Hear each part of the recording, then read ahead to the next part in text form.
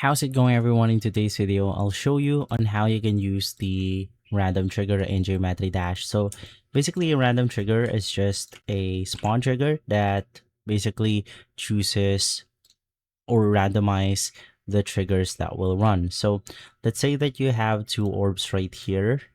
So the first orb is going to be group 1 and the second orb is going to be group 2. From there, I'm going to add a trigger in order to randomize between these orbs right here, or between events. It doesn't really matter. So let's just go ahead and look for the random trigger, which is going to be this one.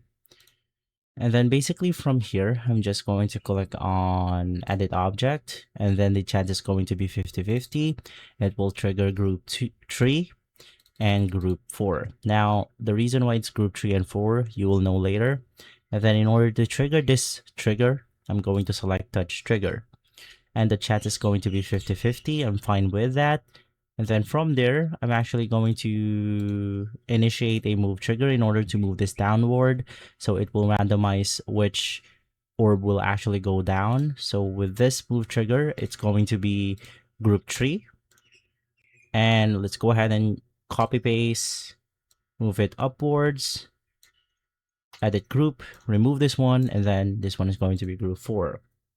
So with the move trigger, I'm actually going to move the target group 1 around 27.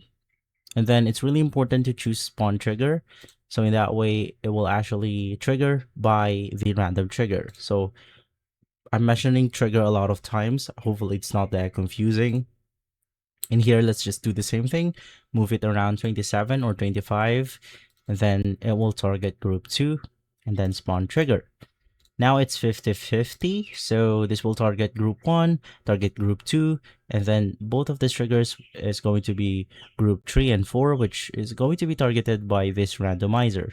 So if you play on the button, it will then go ahead and choose which one to move. So I've actually moved it wrong.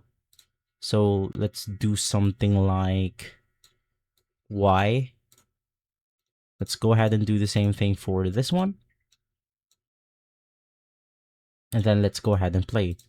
So with that one, it moved it upward. With this one, it now moved the blue orb, yellow orb again, yellow orb again, and then yellow orb again. And then, of course, it's going to be 50-50. And so that's how simple it is. If this video has been helpful, leave a like, subscribe, and follow us for more videos like this.